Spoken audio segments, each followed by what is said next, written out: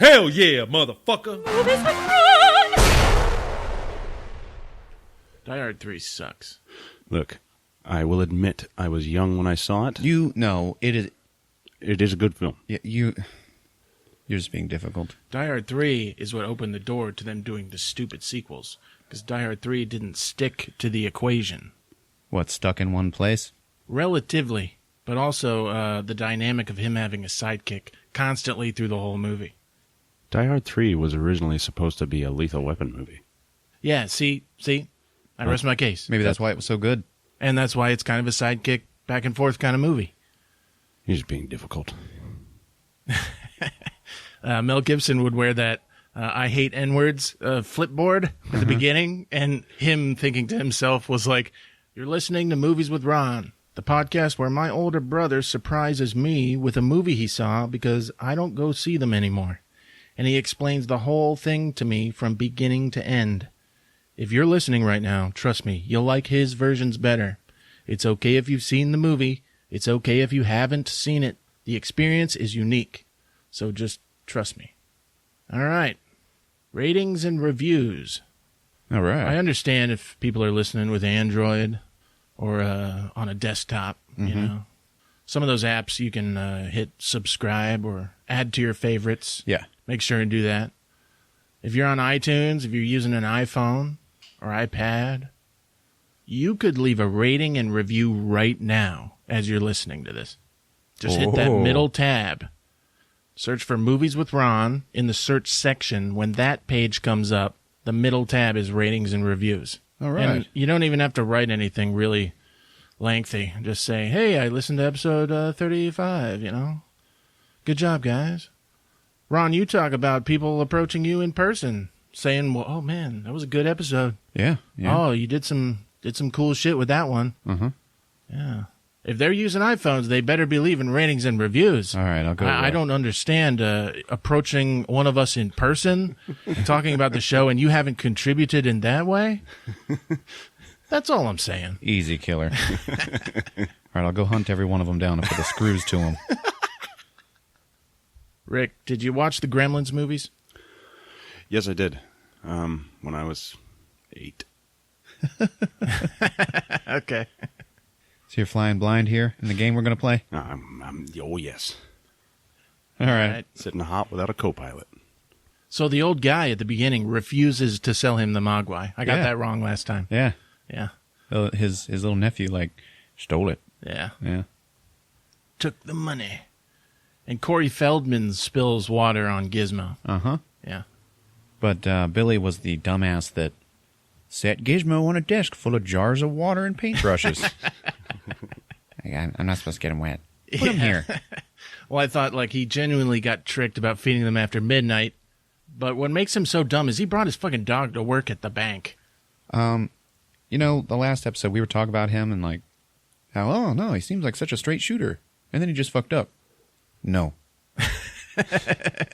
He's a stupid man. Yeah. I every... think he's a loser. He's just like a failure to launch kind of guy, it seems to me. Maybe, yeah. Because but every decision he makes... That fucker's over 21. Is he in the original? Yeah, he don't go to no school, and he's at a bar after the stuff in the bank happens. Oh, you are with correct, Judge Reinhold. Sir.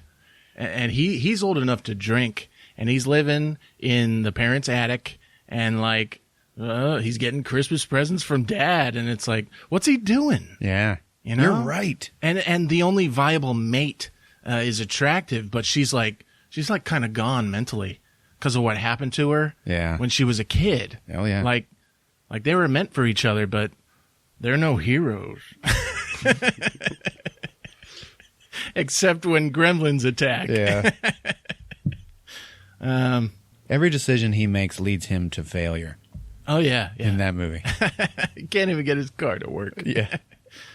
Okay. Judge Reinhold, at the beginning, severely underutilized in that movie. Yeah. I mean, okay, he goes to the bar, and he's kind of like a bully. He's kind of like the rich bully. Oh, yeah. But he goes to the bar to tell him that he didn't lose his job. Right. Yeah. So, I mean, in my opinion, Judge Reinhold's character is still like a force of good.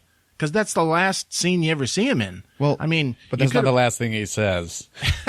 Oh, I understand that. He like looks at Phoebe Cates and he's like, "Hey, you haven't seen my new apartment?" She's like, "I haven't seen your old one." He's like, "Oh, come on." He's just like, "Come home with me." Yeah, but Billy's like just sitting there, listening. Taking it. Yeah. He could have at least had like a gnarly death. You know, you didn't even see him interact with gremlins. That's because he's coming back for the third one. I hope so. That would be fucking awesome. I know. First Gremlins movie, best mom in movie history. Oh yeah, who Yeah. they cast for that? Ellen Ripley. My thoughts exactly. Yeah, man. Yeah. That the kitchen massacre scene. Oh yeah, the eggs hatch. The gremlins haven't. These had- are very disgusting looking eggs. Okay, Oh, yeah. you have. She sees them. There is a serious problem in the house. There's that moment when the music turns on, and gremlins haven't even had a minute of screen time, and she ends up killing like 3 of them. Oh yeah, man. Yeah, She's upstairs. She sees the eggs, goes downstairs, sees one in the kitchen, like with his face down into the juicer or something like that. All she sees is legs hanging out of this appliance. Yeah. And she just sneaks up and turns it on yeah. and kills it. And But then leaves big the kitchen shower. just to leave it to like spray green gore everywhere. oh yeah, man. Yeah. She puts one in the microwave. Yeah. Then it moves into the kitchen, and she's got to like deflect dishes being thrown at her. Yeah. She's got like a tray, and she's like, "Get out of my kitchen!" Yeah. Did she put it in the microwave? The gremlin. Yeah. She Oh, puts yeah. that one in the microwave. Scariest part in that entire movie. Okay, I mean it's gremlins, so nothing's scary. But there is one part I saw it and I was like, man, if I had zeroed in on that, like as a kid, that would have scared the hell out of me. And it's when she is backing up to the Christmas tree before the Christmas tree attacks her, because there's a gremlin in it. Now this gremlin's hiding in the Christmas tree, right? Anyone who's seen it, you know that it's kind of a Yeah. iconic scene. But what you don't really realize as you're just watching the film is that gremlin is visible the entire time. Like she turns around, she's in the foreground of the shot, the Christmas tree is in the background, she's backing up to it. That gremlin's face is full and visible the entire time, and his eyes are glowing red. So he just like looks like Christmas ornaments or something like that. Yeah. But once you find it, once you zero in on it, you're like, damn, dude. I have That, to go like, back and watch that again. That would be even scarier than it in there growling and moving the tree around, just like happening to catch it and just see it staring at you like that. Yeah, see, then it moves into the living room. So the mom gets her own sequence of this fight. Oh yeah, big one. And even when the tree's on top of her and you see the gremlin like lunging out of the branches. Yeah. And, it's frightening. That mom does more damage to the gremlins as a whole, like throughout the whole film, than anybody else. Yeah. The Mogwai close-ups. Oh yeah, where it looks like a little different because they used like double scale models for it. Yeah, so Yeah. it's like a bigger thing, but in order to like bend the reality, they use that soap opera Vaseline on the lens kind of glow Yeah. to all of the shots. And it's just like especially disgusting when they're eating the chicken. Oh yeah, Oh, man. jeez. It's fucking glamour close-ups of Mogwais. Back to the mom for a second. She nearly took care of the entire gremlins problem. Oh, yeah. If it Like- weren't for that fucker that got at the window. Yeah, Stripe. She got everybody in that whole batch of gremlins. She killed every one of them except Stripe. Does your third one have a stripe? Of sorts. Did you watch the sequel? Anybody? I did. I watched it today. Yeah? Yeah. Yeah. I thought it was too silly. It ends up going down roads, though, and it becomes a movie. It starts out so silly, though. I loved it. I love the way they address the midnight rule of feeding them after midnight. Uh-huh. Oh, man, I loved it. And they're just grilling Billy. Like, Yeah, like what if he eats something? He what gets if something a stuck in seed his gets teeth. stuck in your teeth? Yeah. Now technically he didn't eat that after midnight. Or like what if he eats on a plane? I wonder if that was like the screenwriting crew. It was playing the this. producers during the pitch of the movie. Okay. And they actually put that in there. Those were real questions that that they were asking him. The killing blow is when the dude sitting down in front of the console is like, what if he eats on a plane, but then he switches time zones? What happens then? And then the striped fucking gremlin bursts out of the console in front of him and takes a bite out of his fucking chest. I know, man. And it's like, oh my God. Yeah. Holy shit. He bites him in the chest first and then locks his hand into a fist and punches him. I know. He bites. The punching came second. I know. Yeah, he just gets fucking owned by a gremlin. He wasn't fucking around, man. And then the guy, Peltzer's boss, Forster, is like, Peltzer, is that one of the... like, after all that happens. Yeah. And Peltzer just goes, yes, sir.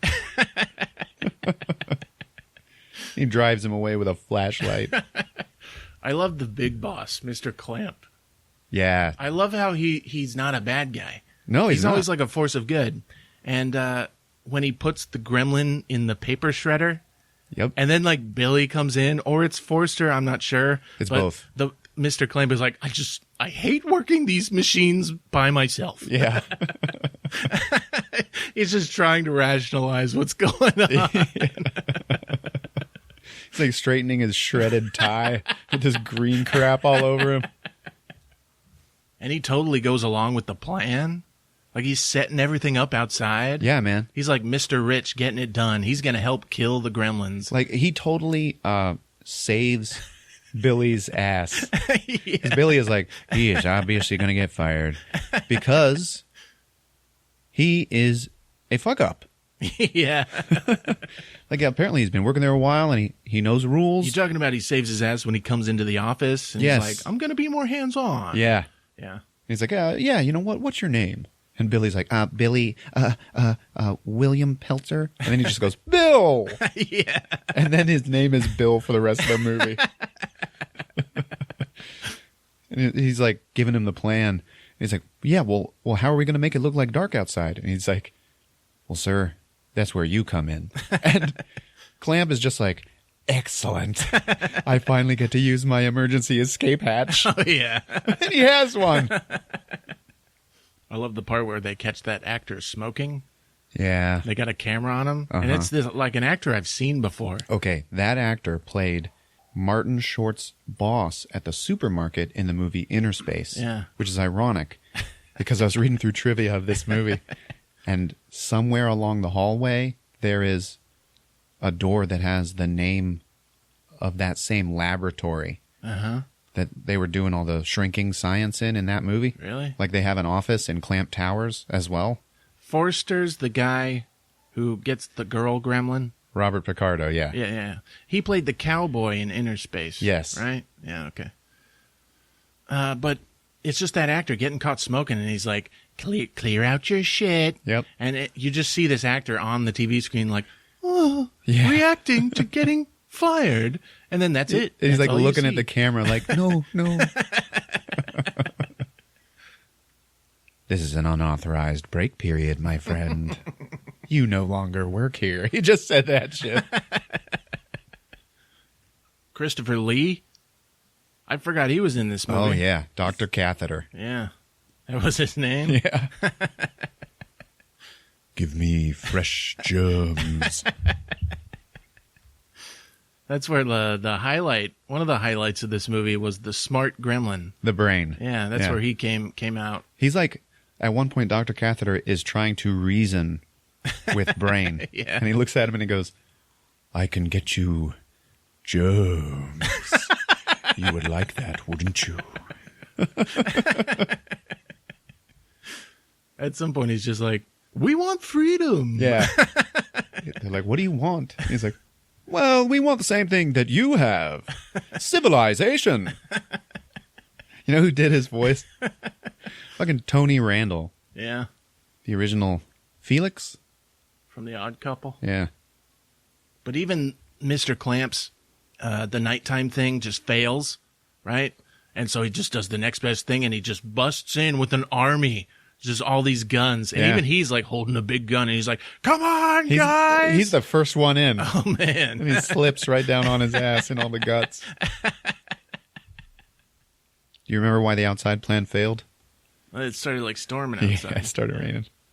And that was the big musical number for this one, where all the gremlins are in the lobby singing New York, New York. Yeah. And Brain is like singing the lead.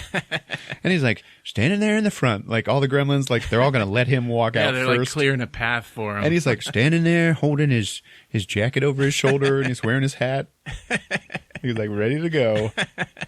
And when they first started it, they just showed Brain and he just goes, "Is everybody here?" And then they started singing. Yeah, so folks, at the end of the recap, we're going to pitch our Gremlins 3. Each of us. Sounds good. All right, we ready? Let me recommend a movie. It's One Fine Day with George Clooney and Michelle Pfeiffer. Oh, yeah, okay. It was on a couple of days ago. Uh-huh. I watched it. Oh, man. Good movie. Is it? Yeah. It's like New York and there's no problems. It's a romantic comedy and it's before 9/11. Yeah. And it's like perfect life. It's like, this is America. It's like fucking George Clooney. Oh man, he's so laid back. Michelle Pfeiffer, she's like got to stick up her ass, but she's so hot. And it's like, oh man, they're meant to be together.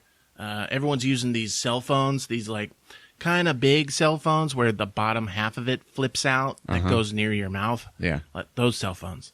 And it's like the whole movie is like hinged on everyone talking on those fucking phones. And it's like their kids are on the same soccer team, so their schedules, they're having to like babysit each other's kids. They hate each other. At the end, oh, do they fall in love? The best thing about this movie is the same thing that was about Tremors, is the ending. The third act is like a full, it separates itself. It's a real ending. Okay. That's what I love about it. But One Fine Day, yeah. Check it out. All right. Rick, tell us what you found on Amazon. Oh, yeah, okay. I was on Amazon and I was looking for some stuff, collectible stuff that I could get, maybe. You were shopping for Die Hard stuff. Yeah, Yeah, it's okay. this is my Okay. favorite film. All-time favorite. And I type in Die Hard, and 4 spots down the list, it says Die Hard coloring book. So I clicked on it, and there is a Die Hard, the authorized coloring and activity book. Dude, for real. Look at this thing. And it looks like it's $10. And yeah, Oh, wow. And that is so weird. I can't wait. I heard adult coloring books was a surge recently, but I didn't know they got that adult. Yeah. You should get it. I think I just might. So what'd you go see? Oh, man, I went to see Passengers. Yeah? Yeah, man. It's good? Yeah, it's pretty damn good. Sweet. It was riveting. Spine-tingling terror Oh, yeah. in space. Was it all romantic? It was indeed. Yeah, see? Yeah, it was a nice romance story. Happened all in space. Didn't suffer or anything like that, because of either of those aspects. They worked well together. I was so pleased with it at the end that I was like, man, you know what? It just seems like this is probably a story that was like written by one of those old forgotten sci-fi writers. Uh-huh. And then it just like it was probably published in some sci-fi magazine in like the 60s. And it's just been like kicking across desks Yeah. for forever. There's something funny I was thinking about when I found out that you were doing this film. Uh-huh. I was walking around the house today and I was thinking, what if I woke up on a spaceship and I wasn't supposed to wake up? You have like 40, 50 years before everyone's supposed to wake up, however long. And you think about it, like, do you wake everybody up so that one of them's an engineer to put you back to sleep? Uh-huh. What if the cryotubes are broken? That's why I woke up. What if they're broken and we all can't go back to sleep? And there's a finite amount of resources to Yeah. survive on Oh, the ship. yeah. Do you wake everybody up? Or do you live out the rest of your life with enough resources to live out the rest of your life? What do you do? I love that part in Interstellar when they're like, oh, let's go to this planet. But they're talking to the other guy. And they're like, well, you're going to age 30 years while we're on this planet for an hour. Right. And he's like, well, I'll use the time to research quantum theory. And they like come back and he's like got like a white beard. And he's like, oh my God. Yeah. I didn't learn anything. He's like up there for like decades. I know. And they were like, why didn't you go to sleep? And he was like, I don't know. I haven't seen that film. Oh my God, man. Yeah. Dude, there's this part. Dude, Matthew McConaughey. Holy shit.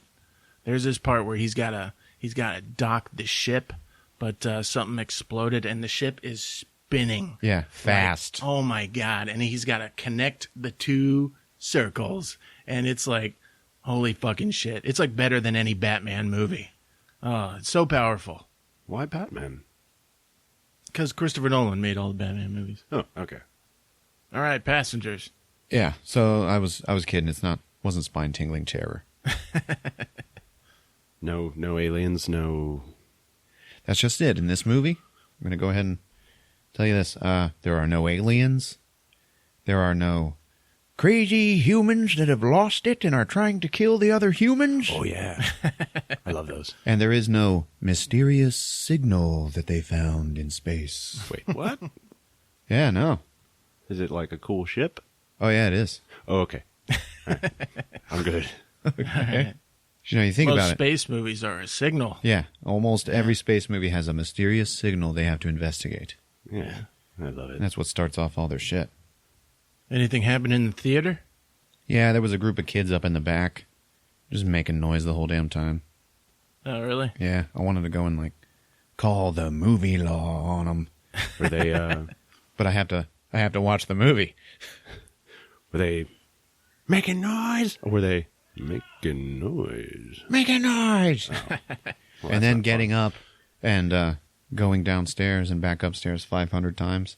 Yeah. Yeah. I also had to see this movie in 3D Jeez. What? in order No to... aliens? Yeah. No signal?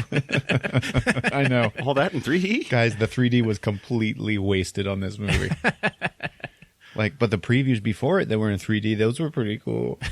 All right, back to the people making noise. Shouldn't the VIP members have their own app where you can just hit that button and someone will come in? Wouldn't that be nice? You are a genius. I'll tell you what, AMC can have that for free if it would improve your experience. Oh man, you better believe I You am need going to to tweet I am that to going them. to somebody about that. Yeah, you heard it here first, folks. You're welcome. Damn, dude. Nicely done. The person who goes in to shut people up should be like wearing a badge. Mm-hmm. They should be like authoritative. Yeah. Yeah, Or they should just send in a cop. a friend of mine.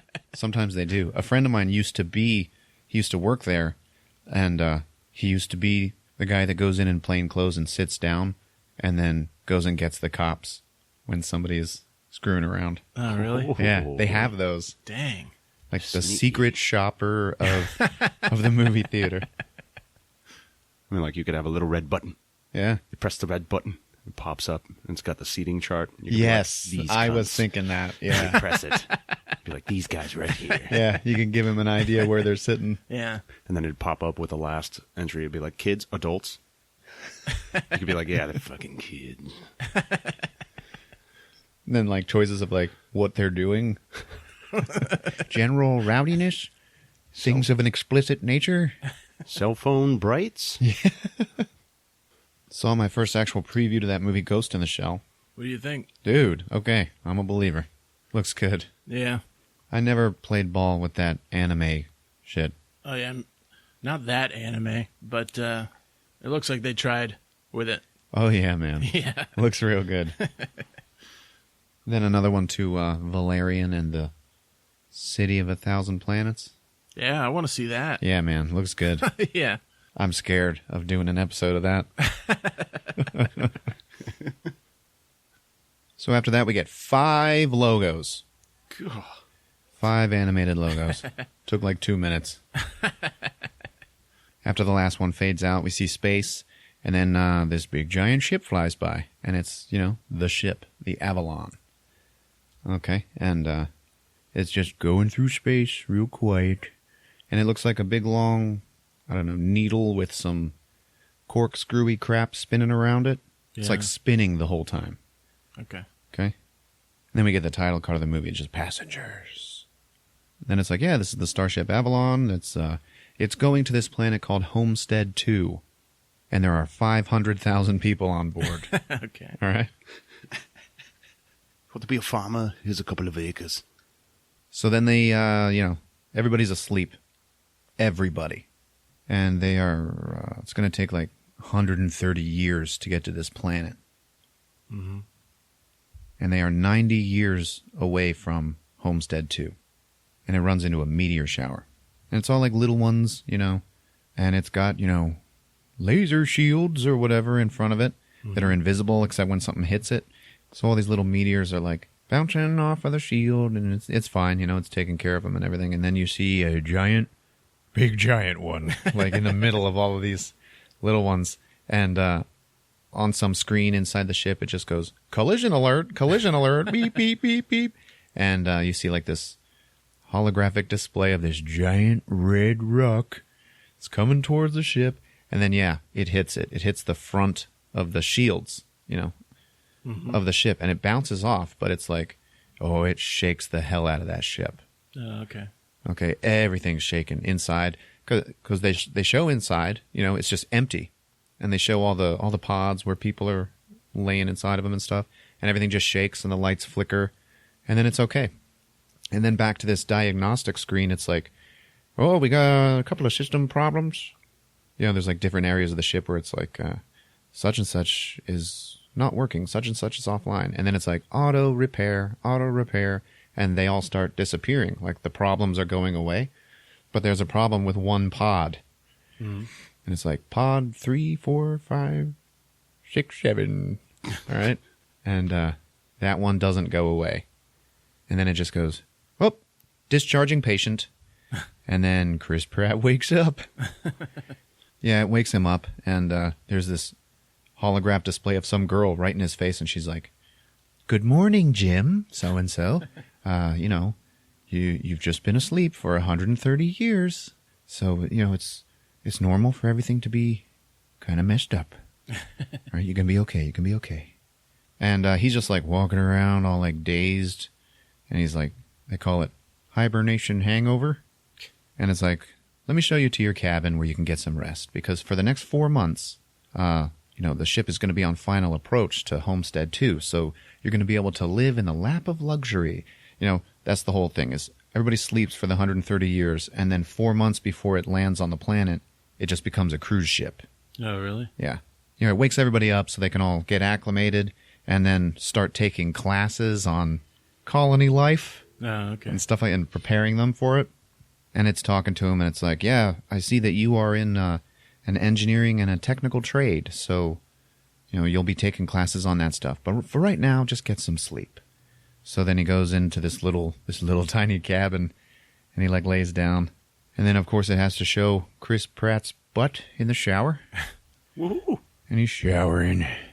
And then he walks out, and he's dressed. And it's like, so now that you're awake, you're going to go out, and you're going to mingle with all the other people, Yeah, it's going to be good. What's he wearing? He's wearing, I don't know, like a pair of black slacks and a blue button-down, like, dress shirt tucked in.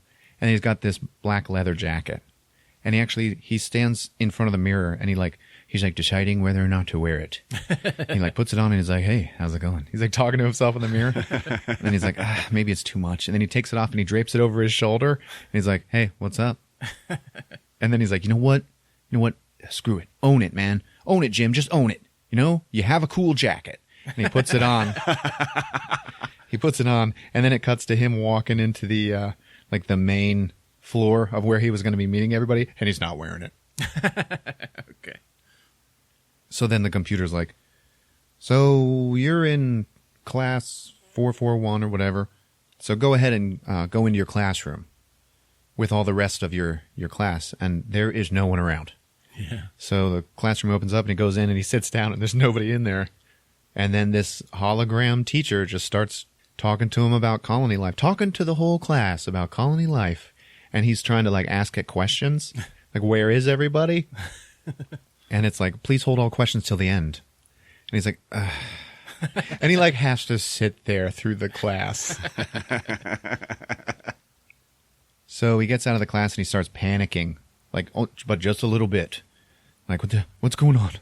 You know, where is everybody? And then he goes and he gets in an elevator, and it's like, there will be a momentary lapse in gravity. Please put on your seatbelt. And then it goes, but he didn't have a seatbelt on. Mm-hmm. So he's like floating in the air for a minute.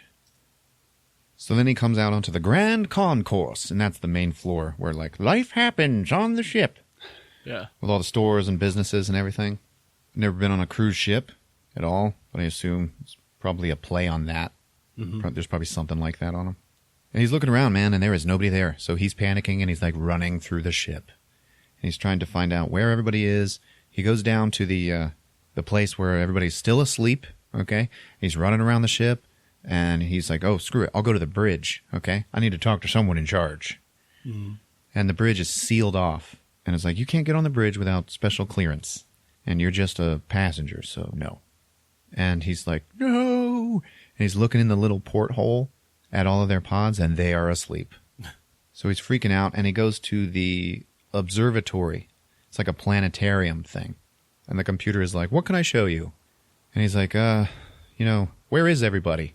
And it's like, you're all here, headed towards Homestead 2. And he's like, well, how long until we get there? And it's like 90 years. And he's like, what? No! And he's freaking out. That sucks. Yeah.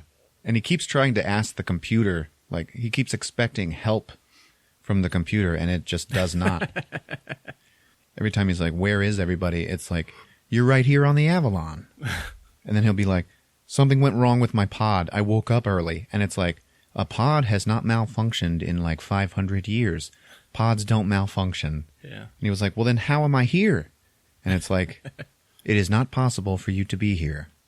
Enjoy your stay and stuff like that. There's like no resolution to his conflict. Okay. So he's like, how do I send a message home? And it says, you can send a message home by laser array. We don't recommend this. It's a very expensive process. And he's like, screw it, let's do it. And he sits down at this computer and he records a message saying, hey guys, to the company which is called Homestead. All right. Mm-hmm. It's like the cruise line or whatever. Yeah. Although it's not a cruise, it's a colonization thing. Okay. Like they're a business that colonizes other worlds. Right.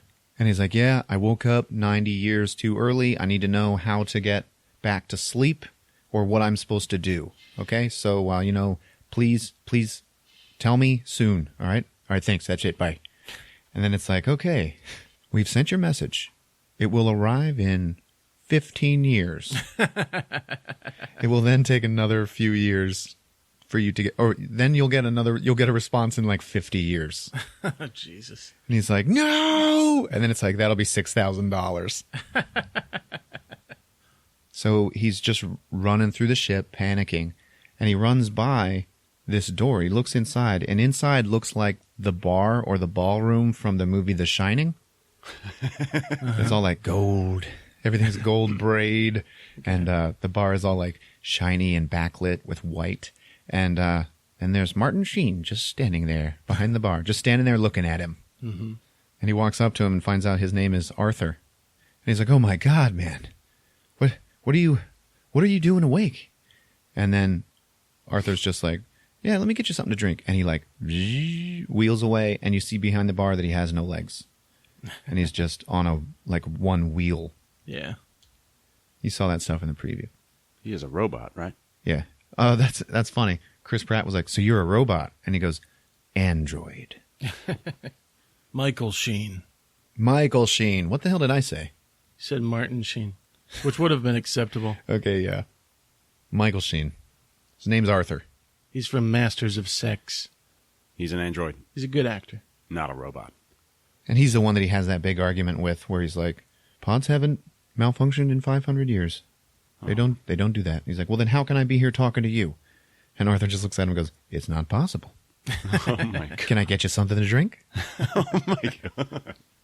Okay, so then it's the next morning, and he walks down into the cafeteria for breakfast, and there's this big kiosk with all of these different choices for whatever you want to eat, okay?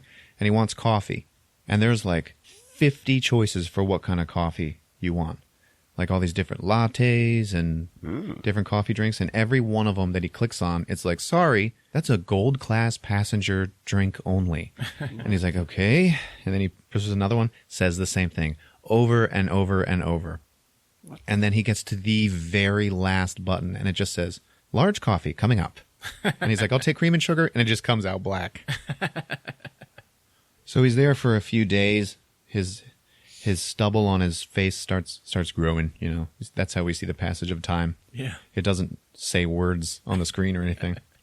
And he breaks into all of the service manuals for all the different systems in the machine, and he pulls out the one for the hibernation pods. Mm-hmm. He's trying to fix his pod so he can go back to sleep. And it's not working. He's getting all upset, and then all of a sudden it goes, like it's powering up, and he's like, oh, yes, yes, yes. And he lays down in it. Okay, he just drops his tools and gets inside of it. And then it seals shut, and then nothing happens. And he's just inside of it, and then he starts to not be able to breathe. And he's just stuck in it. It's not putting him to sleep. Nothing else happens after that. So then he's like stuck inside of it, and he's like banging on the glass, and then he finally forces it open, and he's like, and he gets out, and he's like, no! And then it shows him trying to break into the bridge, like with a sledgehammer and everything, like trying to get through the door. And the door is just this big, serious steel bulkhead. You know, he's not getting through it. It shows him like throughout the film trying different tools on it, like jackhammers and crap, and nothing works. Yeah. Jesus. So now he's got a beard. And also, beginning to happen interspersed throughout the movie, we're starting to see other systems on the ship starting to fail on that same diagnostic screen that we saw at the beginning of the movie. Yeah. And then little things happen, like he'll be talking to a kiosk on the Grand Concourse, and he'll ask it for some information, and then he'll walk away, and he doesn't see it, but we do, and it like jitters, you know, and starts stuttering, and then it goes black. Oh, okay. And then it'll come back online like a second later. Like, so there's like little things happening. Mm-hmm. So he goes to the bar again because his closest thing to human contact is Arthur. Yeah. And he's like, I really think, I could really use some bartenderly advice on what I should do. Okay. And Arthur's like, well, let's face it. You're stuck here. Okay. There's no way for you to go back to sleep. Is Arthur like smart? Arthur is smart. He's like an android. He's like, It seemed at the beginning like he was like, it's not possible. Can I get you something to drink? Is he having intelligent... Pre-programmed responses. He just couldn't get past the logic of that pre-programmed information that no pods have ever malfunctioned. Okay. Okay, but he is there in front of him, so he still has to follow his programming and be his bartender. Mm-hmm. Okay, he's also constantly shining glasses anytime that Chris Pratt's talking to him. And Chris Pratt, whose name is Jim, by the way, is like, dude, I am the only one who ever comes in here. Why are you always polishing glasses? And he's like, oh, it's a pre-programmed thing. It helps people feel at ease when they're in here. I'm actually doing it for you. Wow. But he's like, so you're stuck here. My advice would be, you know what? Why don't you live a little? And he's like, live a little. All right. So then he decides to take up residence in a different suite for his bedroom. And he goes to the Vienna suite. And it's huge. And there's this huge bed. It's all beautiful. And he's like, yep, okay, I'm going to live here now. And it's awesome. And then it actually, it's, you know what it is? It's the having fun montage from Dawn of the Dead, where they're all frolicking in the mall. Yeah, cool. That's what he's doing. Oh, God, I love that. We get one of those. So I want to see this movie now. Instead of Gotta love those parts. instead of eating in the cafeteria, he's like having dinner in the sushi restaurant. Yes. And it's all done by robots. Okay. So they're just like, and now all the waiters in these restaurants, they're like actual metal robots with claw hands and screens. They're not androids like Arthur. Right. And it's like any sushi he wants, that kind of shit. Yes. And there's little holograms of fish like flying above his head and stuff like that while he's eating. It's like a really cool place. And then he goes into the gaming area, the video game area, and he plays this dance game where it's like dance off, but he's doing it in front of an actual hologram in front of him. And it's like huge. Like the entire room around him is the screen. Yeah. And it's all crazy looking and everything. And there's these holograms of people right in front of him dancing. And he just has to mimic their moves. Dance off, bro. Yeah. And he's in the basketball court playing against holograms and stuff. And then after that, it cuts to him with long hair and a big, long beard. Oh, my God. And he's just walking through the ship. It's not fun anymore. Oh. And he's got a bottle of something in his hand, and he's drinking it. Just walking through the ship. And he's drunk. And he's like walking around the area with all the pods, and he's just like looking at everybody. And then he just gets upset, and he throws his bottle. It's like ting, ting, ting, ting. And then he looks at where it landed, and there's this funny door over there that obviously he's never seen before. So he goes and walks into it, and inside that room are spacesuits for going outside. Yeah. He's never seen this before, and he's just like looking at the suits because they're like standing up on their stands in the middle of the room, and they look like a person standing in the middle of the room. Mm-hmm. And he sees them, and he just gets all somber and just walks up to one real slow and just puts his arms around it and hugs it. Oh. Yeah, man. He hugs it for a while because it's like a person, you know? Oh. So then he gets in it, and it's telling him like, yeah, you know, you're about to experience something really cool, and we hope you enjoy your time outside. And it turns out that he's got a control on his arm that will turn his magnetic boots on and off. And he starts walking into the airlock, and it's like, yep, getting ready to go outside, depressurizing. And then the door to outside opens up, and his magnetic boots engage, and he walks outside. And just as he passes the threshold of the door, it says, tether engaged. And this wire shoots out of the ship and clicks into his back. So he can't float away. And he walks out, and it is beautiful, man. They spent a lot of time making this look nice for this movie. And he's just standing on the edge of the ship, just looking at everything. It's so nice looking. And then he turns off his boots and jumps off of the ship and just floats out into space. And he's floating out there, just like looking around. And then we see inside of his helmet that he just starts crying. Oh. Then it cuts to him back inside, and he's getting out of his suit, and he's still crying and stuff. And then he looks back at the airlock, and he walks back into it without the suit on. And he walks up to the outer door, and he puts his hand on the lever to depressurize and open the door. And his hand starts shaking and stuff, and he starts crying, and he is about to hit that button, man. And then he just runs back into the ship. He gets too scared and runs away. As he runs back into the area with all the pods, he slips on his bottle and falls onto the ground. And he just hits the ground, and then the camera is just above him, and he's just laying there in the fetal position, just bawling, just crying his eyes out. So then he just gets up, and he's all defeated and so depressed, and he's walking by, and then he sees this one pod with this beautiful blonde girl in it, and it's Jennifer Lawrence. And he looks at the name, and it's like Aurora Lane, and he pushes a button to watch her little bio.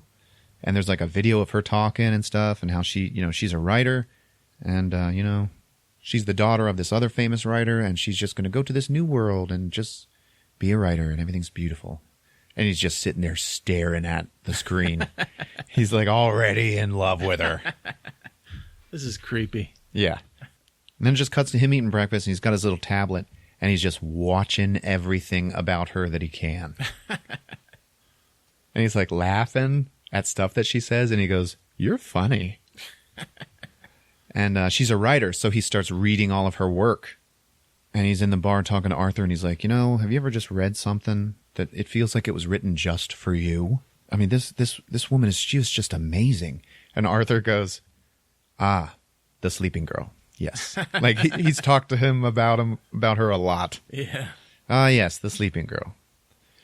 And he's watching videos of her and stuff, and he looks down at his pile of service manuals, and he looks at the hibernation pod manual, and he's like, oh no. Like now he's got the idea in his head. Yeah. And he goes to Arthur and he's like, should I wake her up? You know, I'd pretty much be condemning her to death. But, you know, man, I swear that we belong together. And it cuts to him, like, trying to do everything he can to not think about it. Like he's in the gym, like, punching bags and stuff. And he's sitting there at the bar again, and he's like, you know what? I've decided I'm never going to think about her again. I have decided that's it. Because, you know, it would be cruel of me to do that to her. You know? So, you know what? Never again. I can't do it. And then it shows him in his room, and he's, like, shaving off his beard. And he's shaving, and he just looks at himself, and he goes, please don't do it.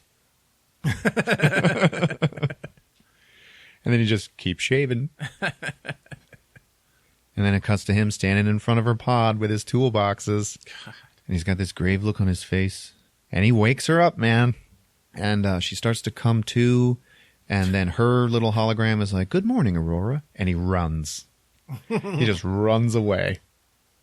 And like he's like peeking around corners and stuff and like watching her like do the same thing he did. Yeah. Like walk around going, where is everybody? And he is like racked with guilt when he first runs away. He's like, you could tell he regrets it. And he goes and he takes his manual for the pods and he hides it like in the bottom of his clothing drawer in his room. So then on the Grand Concourse, she's walking around going, hello, hello. And then he just goes, hey. And he's like wearing clothes, you know, and like, This is like fucked looking up. nice. Yeah. What's And she she's like- wearing? She's still wearing her like scrubs that she was asleep in. Okay. And she starts asking him questions like, oh my God, you know, like, what's going on here? Where is everybody? And he's like, yeah, we're like 89 years too early.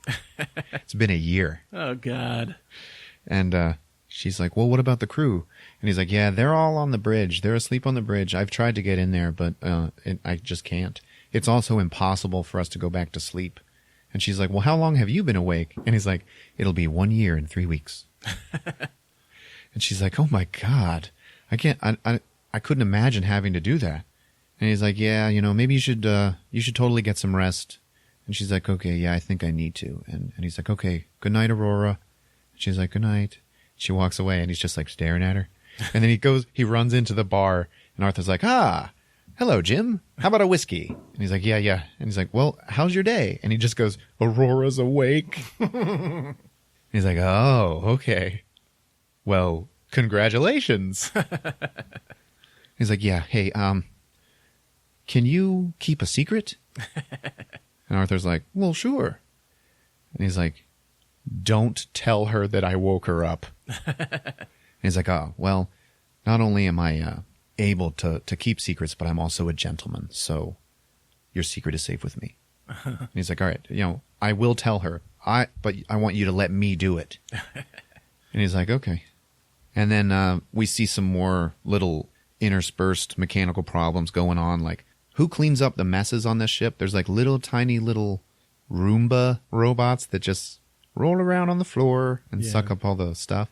And they're like running into doorways over and over and stuff and like kind of wigging out. So then it cuts to breakfast time in the cafeteria. And Jim is already sitting down eating.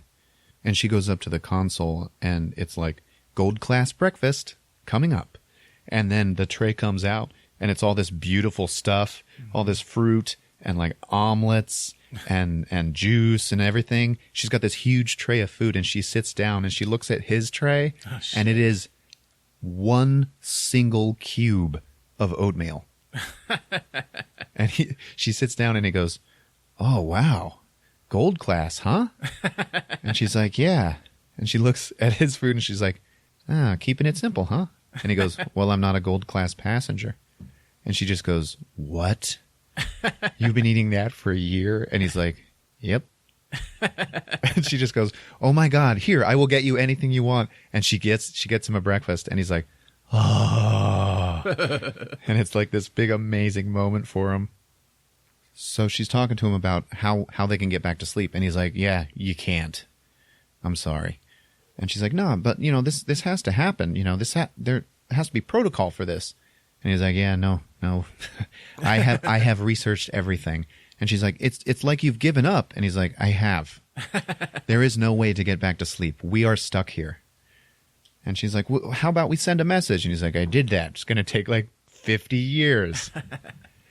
And she's like, what about, is there anything in the infirmary that can help us? And in the infirmary, there is a special pod called the Autodoc, which if you get hurt, you sit in it and it'll help you, And she's like, I'm just not ready to give up like you. And he's like, I understand. And she's finding out on her own that there's nothing she can do. And then it just cuts to her trying to break into the bridge with all of the tools that he has left in front of the door of the bridge. Like it's now full of tools. Yeah. Okay. And just shows her banging on it with a freaking sledgehammer. Oh, man. Yeah. So now Jim sees, he sees those little cleaner bots messing up and stuff. And he's just like looking at it like, oh, man. And he actually picks it up and takes it over to his little workshop area that he has claimed for himself. Because remember, he's like a mechanic. Okay. And Aurora actually starts a journal. And so we get some voiceover from her. And she's like, yeah, this guy, the only other person that's awake, he's a pretty nice guy, I guess. So, I've never written about myself, but here goes. And I don't know if anyone will ever read it, because if I can't get to sleep, I'll be dead before anybody gets a chance to. And it shows her like jogging through the ship, and then she goes to the pool in the ship, and she's swimming. And it's really cool, man, because one half of the pool is just a window to the outside of the ship. It's really cool. So she goes up to Jim in his little engineering area, and she sits down. She just goes, why did you do it? And he looks up like, oh. And he's like, what do you mean? And she goes, why did you emigrate to Homestead 2? Why did you leave your life behind? And he's like, oh, okay, yeah. Well, I'm a mechanic. I'm in a desired trade. So, I'm going to go and make a difference. And she's like, yeah, that's just corporate slogans. Why did you really do it? And he's like, well, okay, on Earth, we don't fix anything anymore. We just replace it. And I don't like that. And on Homestead 2, it's a new colony, We have to build a place to live, and that is for me. I want to build things. I want to build a life. And she's like, yeah, that's cool, but you realize this is all about money for the Homestead Company. And she gives us the impression that the Homestead Company is like the company from Aliens. Building better worlds. And the bottom line is just money. Billions and billions and billions of dollars. And we also find out that Aurora has actually a round-trip ticket. And he's like, wait, what? And she's like, yeah, I was going to get to Homestead 2. I was going to live there for a year. And I was going to turn around and come back home. And he's like, why? It would be like 200 years. More than 200 years would go by. And she was like, yeah, I would wake up in the future, and I wouldn't have to live life in the time that I was in. I wanted to see the future. Yeah. And he's like, wow, okay. So then she's like, well, anyway, all right. So while we're trying to figure this out, what is there to do around here anyway? And then we get another frolicking montage where he's showing her everything. And he's like making her play dance off with him. Yeah. And he just walks in, he's like, partner mode. And now there's two of them. And she looks at the high score screen, which is 20 feet tall and 50 feet wide. And it's all just Jim, Jim, Jim, Jim, Jim. She's like, are you serious? He's like, yeah, come on, try it. Let's do this. There's a movie theater. They're in there watching movies and everything. And then he takes her to meet Arthur. And they're all talking and laughing and stuff. And they're having a good time. And then she just goes, for a moment there, I almost forgot my life is in ruins. And they both just like look at her like, wah, wah. She's like, I'm going to bed. And they're just like, good night, Aurora. So after she leaves, Arthur looks at Jim and he's like, she is wonderful. Excellent choice, sir. So while Jim was talking to her, he found out that she loves New York City. And she always feels inspired to write when she's around it. So then while she's doing her workout routine and stuff, it shows him like building a little model of the Empire State Building. And he like builds it out of like circuitry boards and stuff. Mm-hmm. And then he leaves it for her while, for her to find on the observation deck. And it touches her heart and stuff. And then it cuts to him watching her swim. Go on down to the rec center and watch folks swim. She's about to turn around and he goes to run, and then he stops to look at her for another second, and then she turns around and catches him doing it. And then there's this moment where he's like, all right, I was spying on you and you caught me. So he just waves at her and she waves back. So he's like, she might be starting to like me. So then it shows him with that little robot that he was trying to fix, and he has now modified it to where he can control it with a laptop and a joystick. So she's in there on the observation deck where she does all of her writing, and he sends the robot in there, and she's like, oh, well, hello. And it holds out a note for her, and she opens it up. She's like, a date, huh? And then the little robot just like nods its head. And she's like, And then it shows Chris Pratt, and he's like, do you need a pen? Like he's talking to her, but she can't hear him talk. And then the little robot pulls out a pen and gives it to her. And then she writes something on the card and gives it back to it. And then it drives away. And Chris Pratt is like, yeah, she didn't seem that impressed. And then it cuts to him going to her quarters to like pick her up for their date. And he's like wearing a suit. He's looking all nice. And then she walks out in this little black dress. And she looks fucking stunning. Yeah. So their date starts off in the bar, and Aurora is like talking to Arthur. She's like, yeah, we're on a date. And he's like, wonderful. And then she looks at Jim, and she's like, took you long enough to ask. And he's like, well, I didn't know. And cuts to them in the French restaurant. They're being served by those weird waiter bots.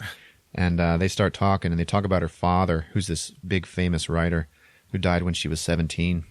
And she's like, yeah, he used to write about me.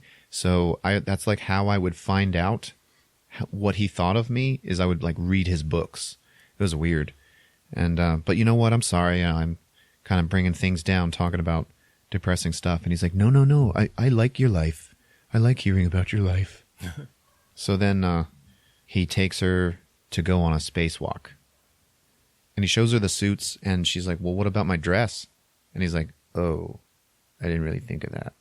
So she's like, turn around. And he turns around, and the camera is him in the foreground in focus, and then her walking around behind him naked. And he's like all like, So they're both in suits, and they go outside, and they're holding hands. And he takes her out to the edge of the ship, and he's like, do you trust me? And she's like, yeah. And then he turns off her boots, and then they jump. So they're out there floating around like Wally and Eva.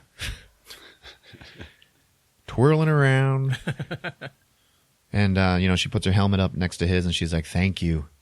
And they go back inside, and they get their helmets off, and then they try to kiss. But they can't because their suits are so big. Like, it won't allow their heads to touch. So then they, quickly, they're ripping their suits off and stuff, and then they just start making out. And then it just cuts to them having sex in his room.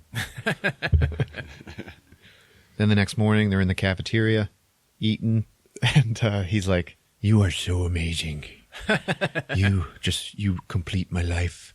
And then she just throws all the food on the floor, and then they have sex on the table. And it cuts to them laying in his bed and, just having pillow talk. And he's like, are you okay? And she's like, yeah. And he's like, I know. Like, we're screwed. So then she starts writing about him in her journal. Mm-hmm. And she's like, he's just really amazing. And then there's this montage of them, like, living their solitary life together. And she's talking, and she's like, you know what? Jim and I, our life, we found accidental happiness. We're so happy. Everything's amazing. And she has accepted their fate. Yeah. And they are like together.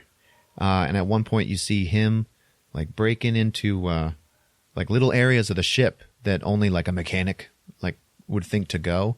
And he pulls out this case and he opens it up, and there are all of these coils of wire, but the wire is all made out of precious metals. Like there's gold, silver, and bronze and platinum, I guess for like repair of the ship of some sort. Yeah. And he like takes some of it, and it shows him like making a ring. And you keep seeing problems with the holograms on board and stuff like that they don't really notice. And at one point, he decides to find out where their food comes from. And he has to get in this little go-kart and drive all the way to the end of the ship, which is like miles and miles long. And he gets into this room, and it is full of all of these glass domes that have crops growing in them. Yeah. Yeah, it's pretty cool. And at one point, he's like, hey, I got something for you. And he pulls out roses. And it's like a big, powerful moment for her. Oh. And then there's a cool part where it's like, attention, please go to the viewing area. We're about to slingshot around a star. You might want to see this. And then they're out there, and yep, there's a big old sun right next to them, and they have to like fly around it. And it's like shaking the ship and stuff, and it's very exciting. And then after that, she's like, wow, that was amazing. And he's like, yeah, it's the universe's gift to you. And she's like, what do you mean? And he goes, happy birthday. Oh. Yeah.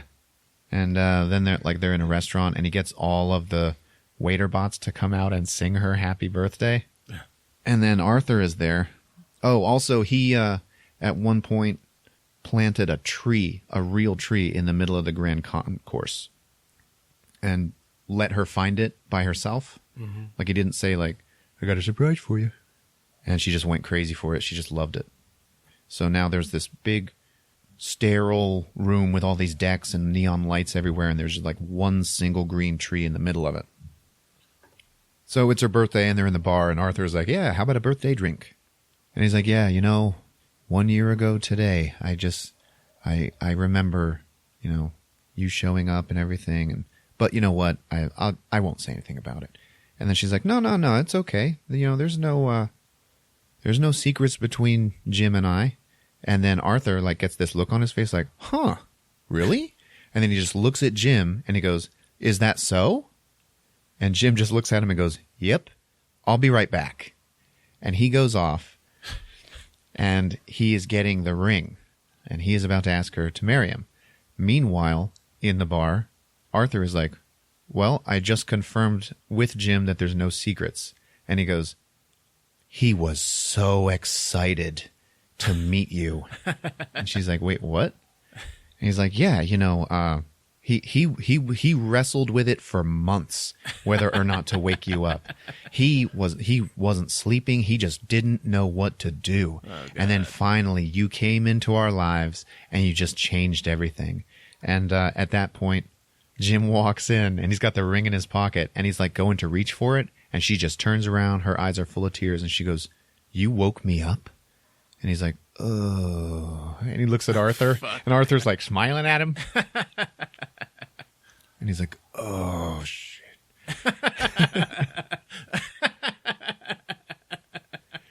And then she just runs away, and she breaks down. She's crying. She's throwing everything. She's breaking all sorts of stuff. Jim goes back to his room and looks at the closet. They had shown her like move all of her stuff in, so she was living with him, and all of her stuff was gone. And after that, she wants nothing to do with him.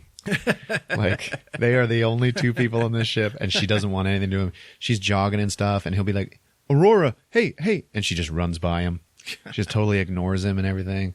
And she's always freaking out. Like, she was sitting down eating breakfast, and he comes in, and he's like, can I talk to you? And then she's like, ah! And like runs away from him. Like, I can't stand you. And then at one point, he is in bed sleeping. And he just like wakes you up, and she is standing over him. And he's just like looking at her like, and he gets this moment where he's like, oh, you're back. And then she just starts punching him. Punching him and kicking him, jumps up onto the bed. She's kicking him in the face and stuff. And he like puts his arms up a little bit, but he like gives up, and he lets her do it to him. Yeah. And then she reaches over, picks up a crowbar, which is in his room for some reason, and lifts it over her head to hit him and crack his skull. And he just drops his arms like he's going to let her do it. And then she's like, and And then she puts it down and walks away. So then it cuts to her jogging, and he gets on the loudspeaker, and he starts, like, trying to talk some sense into her. Like, I know I messed up, okay? But, you saved my life. I was going to die. I was going to kill myself, okay? But you have changed everything, and I don't want to lose you. And then she just starts screaming, I don't care! And he's like, huh? Because he's, like, in some control room, and he sees her on a little view screen, and he doesn't need the ship's microphones to hear her. Like, he can hear her out the door. Like, she's screaming loud enough to be heard throughout the ship. And she's like, you took my life! So, then he's just in his room. He's all depressed. And then the power goes out. And he's like, what? And all the lights go out. And then it's like, the programming in your suite is, it needs to reboot. So just give it a few seconds. And he's like, okay. And then the power comes back on. And then back in that little room with that diagnostic screen, it just says, diagnostics failure. And then that screen goes black. Mm-hmm. So the ship itself can't even tell what's going on with it anymore. So then it cuts to Aurora in there talking to Arthur. And Jim walks in and he's like, today's my day with Arthur. And she goes, no, it's my day. And he goes, Tuesdays are my day with Arthur. And she goes, today is Wednesday. And he like looks to the side and he's like thinking about it for a second. And he's like, oh. And she's like, I was just leaving anyway. He's all yours. And she walks away. And she's watching like old messages from her friends, like recording goodbye stuff to her. Mm-hmm. And one of them is like, you know what? I know that this you never liked this planet. And I just hope you find someone. I just hope you find someone that fills your heart. And I hope you let him in. And she's like, watching it. No fucking way, man. In fact, I think this is where he did the tree thing. I think it was a thing to try to make her happy. Okay. Yeah. It wasn't like during the love montage. All right. So we got a tree. Yeah. So now she's got the tree, I think. And one of them gets in the elevator. I think it was Jim. He's in the elevator and everything starts to malfunction. And like the power to the elevator goes out and it starts plummeting or something. I don't know. And anyway, the doors are open and he ends up being in one of those movie situations where the elevator is between floors and the doors are open and his head is sticking out. Oh, God. Like he's like trying to get out. And yeah, he like just narrowly escapes death. And then it shows her in the cafeteria trying to get food. And it's like gold class meal coming up. And the little door opens up. And then all of this crap just sprays out all over her. Oh, jeez. And they're both like, oh, what is going on here? And then all of a sudden, over the loudspeaker, you just hear Lawrence Fishburne go, this is Deck Chief so-and-so. Who planted a tree on my deck? And they're both like, what? And they're running around to find him. And they do. They find him. And he's like, walking around all tired and drunk. Hungover from the hibernation. He's the guy who says, it's just a hibernation hangover. Okay. Happens all the time. And they're like, whoa, what happened? Why are you awake? And he's like, I don't know. My pod just opened up. And like he hasn't gone to rest or anything like that. He just woke up. And they're like, yeah, we've been awake for like a couple of years now. Something's wrong. And he's like, whoa, all right, let's go to the bridge. And he's got clearance. Okay. So they walk into the bridge and they're looking at all the systems. And he's like going through the systems check and everything. And he's like, all right. So something broke on the ship somewhere. We don't know what it is. So we're going to divide up into teams. You guys are going to have to make your rounds and go to all these different diagnostic stations to find something wrong. We're going to have to go through the whole ship to do this.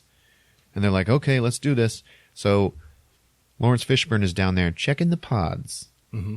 And he's looking at this one pod and he's like, huh, like nothing wrong with this pod. And then he's talking to Jim, or Jim just walks up behind him, and he's like, "Oh, you finished your rounds?" And he's like, "Yeah." And he's like, "Yeah, I was checking the pods, and only 2 of them are malfunctioning. So you did this to her, didn't you?" And he just hangs his head like, yeah. He's like, how long were you alone? And he's like, a year. And then... It's pathetic. And Lawrence Fishburne just goes, yeah, well, still. Damn. Like, man, I don't, like when he said a year, Lawrence Fishburne had a look on his face like, whoa, really? Like you went a year by yourself? But still, damn, man, you messed up. So then Aurora walks in and Jim walks out. And she's like, did you see?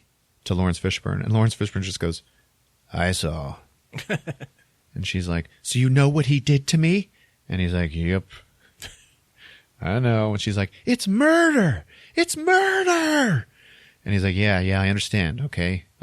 It's just something that people do. Okay. Like a drowning man will always try to drag someone else down with him. It happens every time. You know, someone's in a situation like that. They just don't want to be alone. It's just like nature.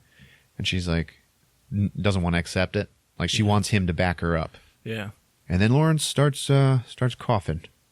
He's coughing and coughing. He looks in his hand and he is coughing up blood. Oh, fuck. So then it's time for them all to go to sleep. And Lawrence is asleep and so is Jim. And Aurora decides to go swimming. While she is swimming, all of the power for the entire ship goes out and it loses gravity. Oh, shit. And we just see Jim and Lawrence like floating up out of their beds and they're still asleep. Okay. And Jim's room has like 2 or 3 floors in it. So he starts like floating way out up onto the top of his room, like 20 feet up in the air. Fuck. Okay. And Lawrence is just like floating a foot or 2 above his little cabin bed. And then all of the water in the pool starts rising up out. And Aurora gets stuck inside of one giant orb of water. And she's not able to really swim out because gravity doesn't work anymore. Yeah. And she's like starting to drown. And then finally she gets out the side of it and she's like, and then all of the rest of the water from the pool, like she just has time to take that one breath and all the rest of the water is already flying at this one ball. Jesus. And then it just crashes into it. So then she's like boiling around inside of this thing and it's all churning and she's just like freaking out and trying to get to the side and she can't and she starts drowning. And then all of a sudden all the power comes back on and gravity is restored. Lawrence just falls back into his bed. Jim falls 20 feet onto the floor of his suite and he gets hurt. And then all the water falls back down. It all doesn't fall into the pool because it's all over the room now, but most of it does. And she falls into the pool with it. And you're like, oh man, now is when Jim should come in and pull her out of the water. Somehow. Yeah. But he doesn't, and she just comes up out of the pool. Like she found enough life to get out of the water. Yeah. So Lawrence didn't wake up. And they're like, Jim and Aurora both are like running through the hallways and they run into each other. And they're like, we got to wake up Gus. And Aurora's like, yeah, I totally just almost died. I was in the pool. And Jim is like, oh my God, are you okay? And she's like, I still don't want to talk to you. So they wake up Lawrence Fishburne and he's like, okay, so everything is going to hell. We need to find what is wrong with the ship now. So they go into engineering, which is this hopelessly large room full of all of this complicated machinery. It's like the engine room, I guess. Yeah. And it looks like, maybe 5 or 6 football fields worth of stuff. And he's like, somewhere in here something is broken. We have to find this now. And he's like, coughing and coughing. He's like, we got to find what's wrong or the ship is going to fail. And it's just going to lose power and 500,000 people are just going to die right along with us. And they're like, okay. And then he faints. And they're like, oh. And they get him and they drag him into the infirmary and put him in the auto dock. And then it starts scanning him and it gives a list of things that are wrong with him. And the screen just fills up with things. It's like, and Jim is looking at it like, oh. And Lawrence Fishburne just looks at him and goes like, what does it say is wrong with me? And Jim just looks at him and goes, a few things. And he's like, come on, just tell me. 612 disorders are found. Jesus. And he's talking to the computer, and it's like, what can be done? And it's like, oh, nothing can be done without without an attending physician and no authorization. He's like, I've give you my authorization code, and he says some numbers, and he swipes his little bracelet next to it, which is how the ship identifies who you are. And then it says like, okay, well, here's exactly what's wrong with you, and it's terminal. So we can like make you more comfortable, but there is nothing you can do. And he's like, how long do I have before I die? And the computer just goes, you have already begun the final stages of what's happening. Oh, Jesus. And then it just goes, in your final hours, these sedatives should provide you some comfort. And then a couple of pills like bloop, bloop come out of the machine. And he just walks away. And they chase after him. And they're like, hey, man. And he's like, I need a minute. And he just walks away. And now the engine, like the big blue fiery engine in the back of the ship, that starts going in and out. And then they find Lawrence Fishburne on the observation deck. And they sit down on either side of him. And he's like in his nice blue dress uniform with his medals on his chest and everything. And they sit down, and he takes off his bracelet and he hands it to Jim. And he's like, here, this will get you anywhere you need to go in the ship. Fix it. Okay? You need to fix what is wrong. And Jim's just like, okay. And then he's like, how do I look? And they're like, you look amazing. And then he just like looks over at Jim and he's like, yeah, the ladies love the dress blues. And then he dies. At that point, all hell starts breaking loose on the ship. Alarms are going off, and now it is like definitely serious. So they're running. They go back into engineering, and they're like, we don't even know what we're looking for. And he's like, yeah, something broken, okay, and something big. So they're running around. She opens up this door and just gets sucked into it because there's like the vacuum of space behind it. Okay, she's sucked in here. She grabs onto something in the hallway, and she is like, she's up in the air, about to get sucked out of the ship, because now we see what's wrong, and there is a hole about the size of a football in the floor of this room, and there's just space outside of it. So he's trying to save her, and he is outside the door trying not to get sucked in, and he picks up like an iPad, and he throws it inside, and he's trying to like, and it gets caught on something. He has to reach in with his foot and almost get sucked in himself. He ends up kicking it, and then the iPad like goes over the hole, and then immediately starts splintering like it's gonna break. But that has equalized the pressure just enough for him to get her out of there. And then he grabs some sort of fire extinguisher and sprays a whole bunch of foam over the hole, and it seals it. So then they start following the path that whatever made that hole took. And yep, there's holes like through the walls and everything. Okay. So a meteor made it into the ship and embedded itself somewhere. And somewhere on the way, it broke whatever they need to fix. So then they finally get to the main reactor of the engine. And inside, there's the control room, and then there's this big window. And inside of that window, it looks like the reactor room for the Death Star. There's this big giant cyclone of flame happening. And he looks over at the path of the meteor, and there's a hole straight through this one fin of the reactor computer. And so she's like, oh, so we're screwed, okay? Like, there's no way we can fix this. And he's like, everything has replacement parts, so they have to, like, run across the ship and get new ones. And he does replace it.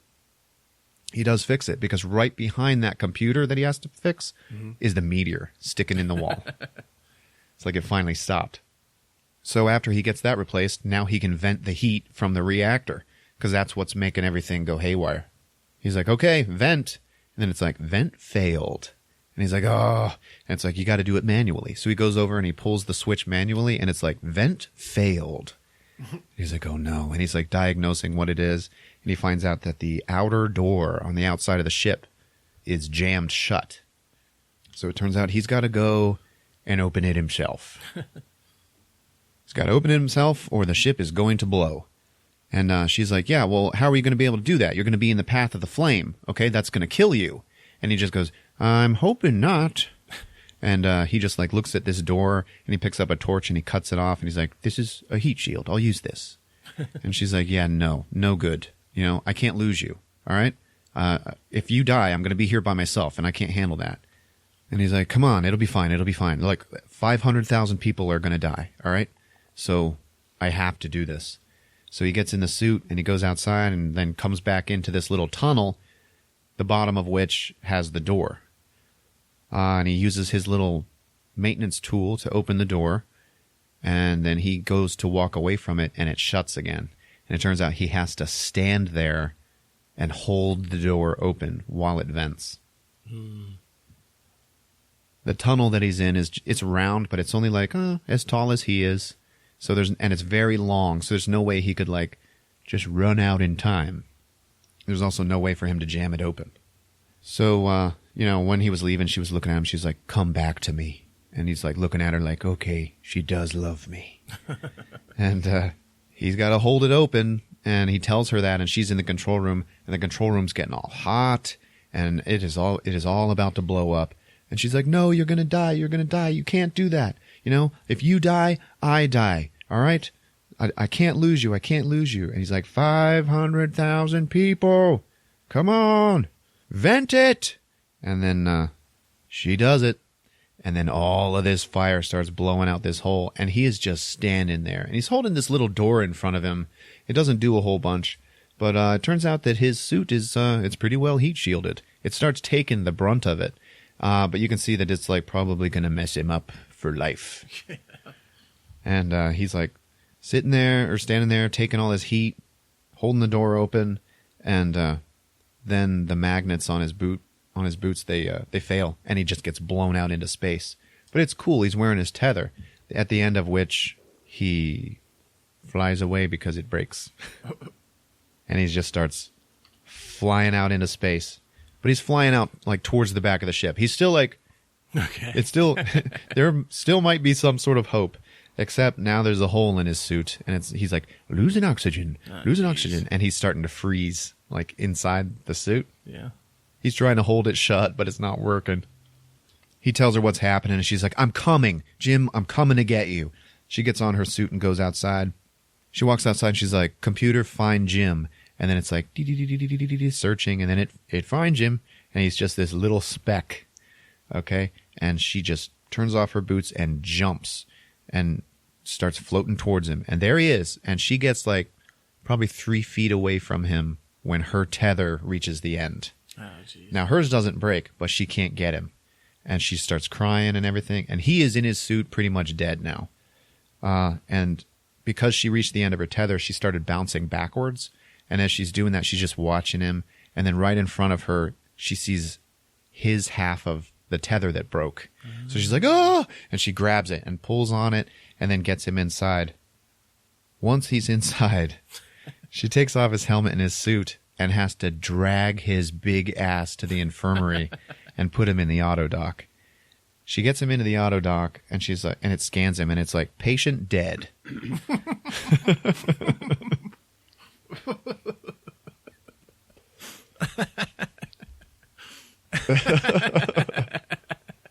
All right. And she's like, no, there's got to be something you can do. Are there any procedures you can do? And it's like, there are 8 different procedures we could do for life-saving, blah, blah, blah, but we need an attending physician. She's like, override. And she has to try to remember Lawrence Fishburne's code. So she does. And then she's like, she starts clicking all of the procedures she wants it to do. And it's like, we do not recommend multiple procedures. She's like, override, do them all. So it's like shocking him and like putting breathers on his face and doing all this different stuff to him. And it gets done, and it didn't work. And he's just laying there dead. And she's crying, and she's banging on the glass and everything. And then all of a sudden, she hears him breathing. So then she's like, "Oh!" And she opens up the auto dock, and he's like, breathing, and he looks up at her. And she jumps up on top of him. She starts kissing him and everything. And then he like looks into her eyes, and he's like, "You brought me back." And she's like, "Yeah." And then we just see some shots of the exterior of the ship, and it's all okay now. And it's just traveling through space. And then we see like Aurora fixing Arthur. something I forgot to mention. During all hell breaking loose, Arthur went crazy. And, it's not like he tried to kill him or anything, but he like slammed his head down on the bar and then like slid all the way down and was like breaking all of the glasses and everything. And he ended up getting this giant cut on his forehead, and it didn't bleed or anything. It just exposed his metal. Yeah. So it shows her like fixing that and like putting makeup on it. And he's like, thank you. And then they give Lawrence Fishburne like a burial in space. Yeah. They shoot him out the torpedo bay doors or something. And then Jim takes Aurora back into the infirmary and he's like, hey, I found something. And she's like, what? And he's like, the autodoc has an option to put you in suspended animation. Oh, wow. Yeah, you can actually go back to sleep in the autodoc. And she's like, yeah, but it'll only hold one of us. And he's like, yeah, and you're going to do it. You're going to get in it. And she's like, seriously? And he's like, yeah, you know what? It's fine. Okay? I love you. You're going to do this. And she's like, but I'd never see you again. And he goes, I'll come and visit you. I promise. And she's just like looking at him. And then it just cuts to him sitting in the bar with Arthur by himself. And he's like so sad looking. And he's like got the ring in his hand and he's looking at it. And you are just like, oh, that sucks. She chose to get in it. Yeah. And then she walks in and says, Tuesday's my day with Arthur. And he's like, ah. So she actually chose to stay with him. But they still hate each other? No. Okay. They have forgiven each other and everything is fine. At that point, he turns to her and he gives her the ring.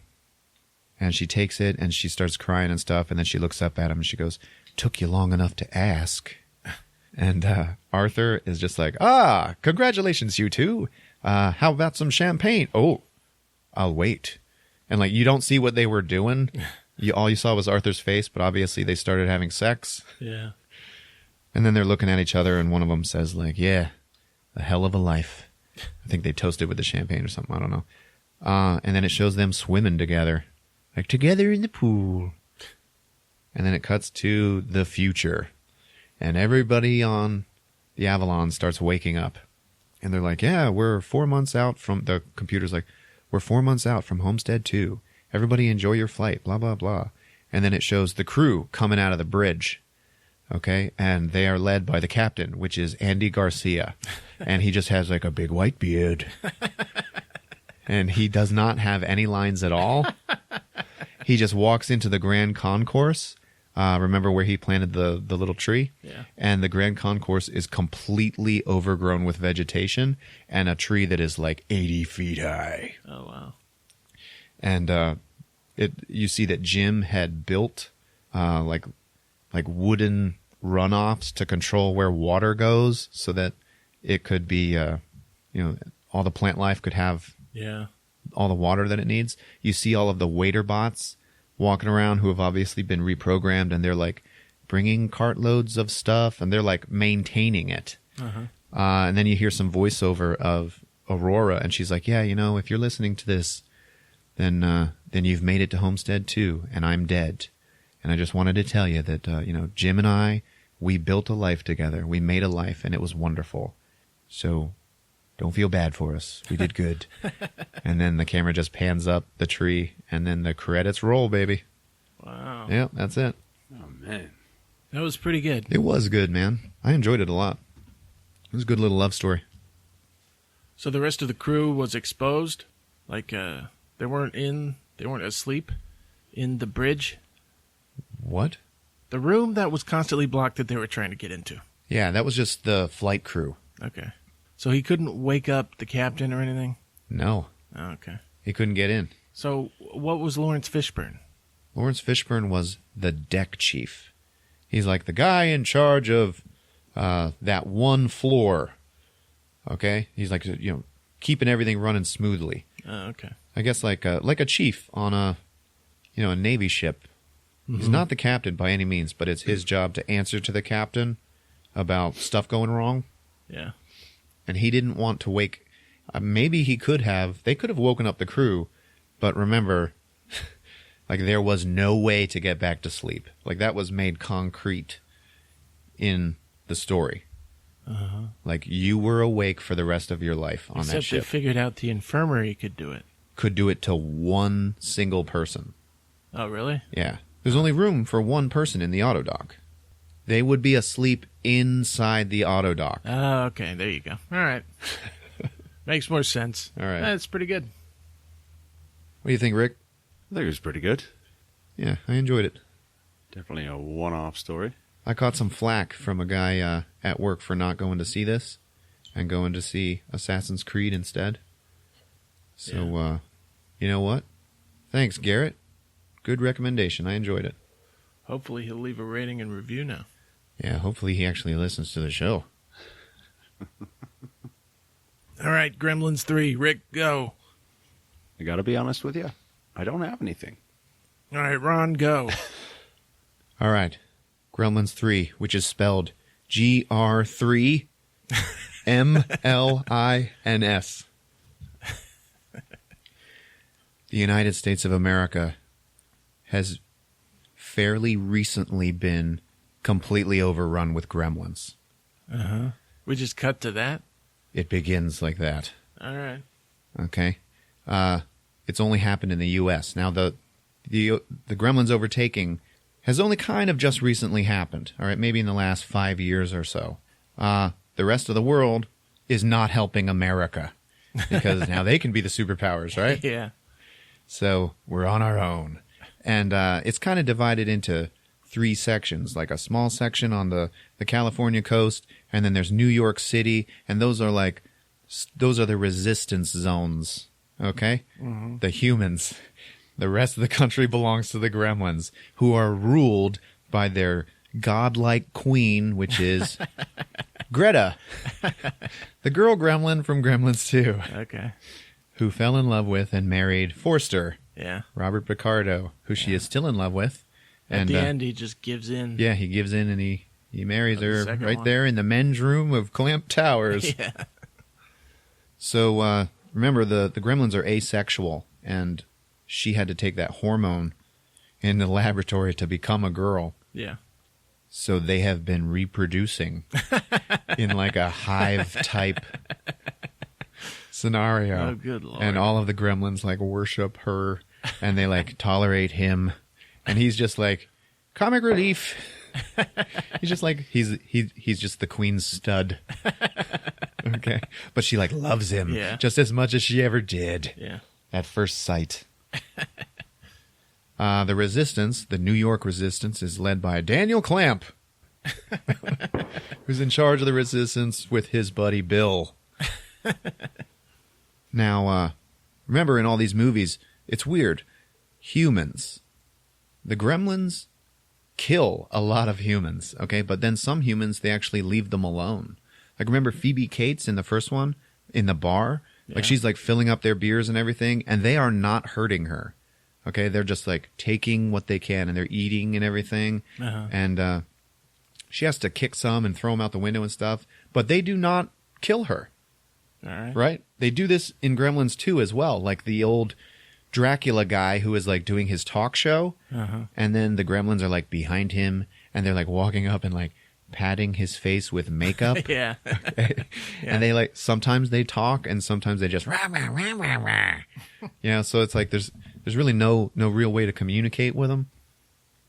So I guess there's some humans that still live around them, and Right. you try to figure out the logic of why some humans live and why some don't, and you just have to forget about it. You just have to give yourself to the logic of the story, because the logic of Gremlins doesn't work anyway because of all that midnight crap. Yeah.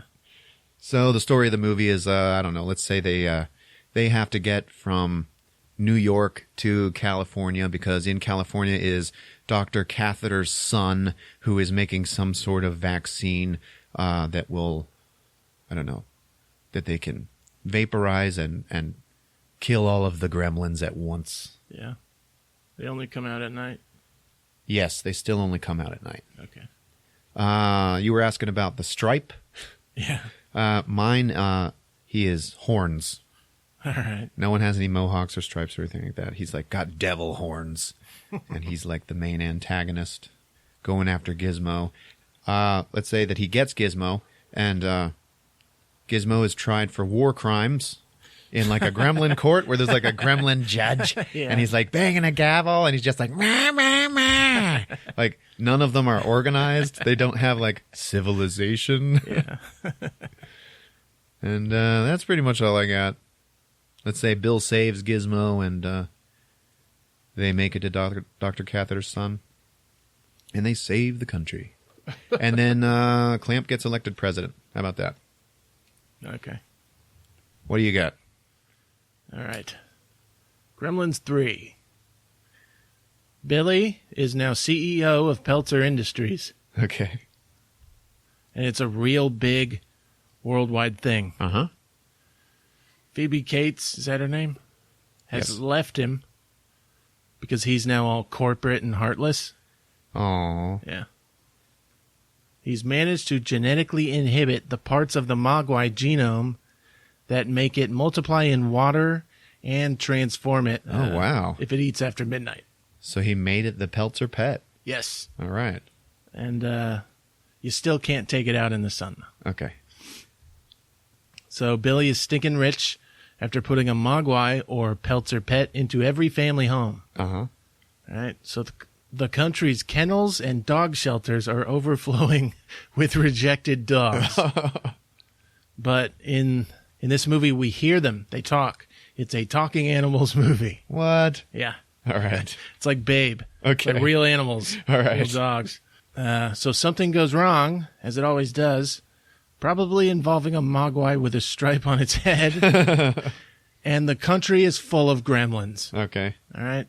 There's a gremlin in every home. Okay. The gremlins carve a gremlin face in Mount Rushmore. Nice. Yeah.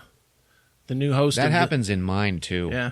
You'll have a part where Jimmy Fallon is like on the Tonight Show, then he gets attacked by gremlins. Yeah. It's like the TV famous talk show person Yeah. moment of the movie. And then there's a gremlin lip sync battle Okay. because they do it on that show. Sure. And the movie reaches a postmodern high when an ISIS terrorist plot is thwarted by a gremlin attack. So now we have gremlins lampooning it with bombs strapped to themselves and stuff. Okay. Yeah, maybe a little inappropriate. All right. But let's roll with it. Gizmo abandons Billy Good. and lives with Billy's mom in Kingston Falls. Okay. Alongside Barney, the old family dog. All right. Oh, yeah, okay. Who is voiced by Peter Cullen. Optimus Prime. Yeah. Okay. They are our three protagonists. Wow. Okay. It's Mogwai, the mom, and the dog. Okay. And the dog is like the narrator, like the dad was in the first one. He's like, you never saw it through my point of view.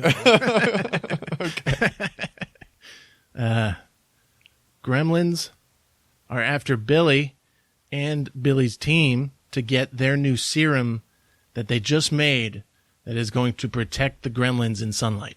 Oh, I see. Yeah. Okay. That's the struggle. Gizmo rides Barney horseback, and together they release all the dogs in the region and form an army. Okay. And all the dogs are talking to each other because it's a talking animals movie. And Gizmo wears blue face paint and becomes William Wallace against a gremlin horde, Braveheart style. All right, fair enough. Yeah. They save Billy, who changes for the better. Good. That's And good. together they all solve the gremlin problem. The end. Gremlins 3, ladies and gentlemen. Take back the night. Do you have Take Back the Night written down there? No. It was almost written down there, though. Okay. You think Chris Columbus has Twitter? We'll find out. All right. Just think about it. Yeah, I like it, man. All right, guys, sound off. We're on Twitter, Instagram, @movieswithron. We got a Facebook group. Check us out. Yeah, drop us a line. movieswithron@gmail.com. It's been fun. All right, love you guys. Take care. Movies with Ron.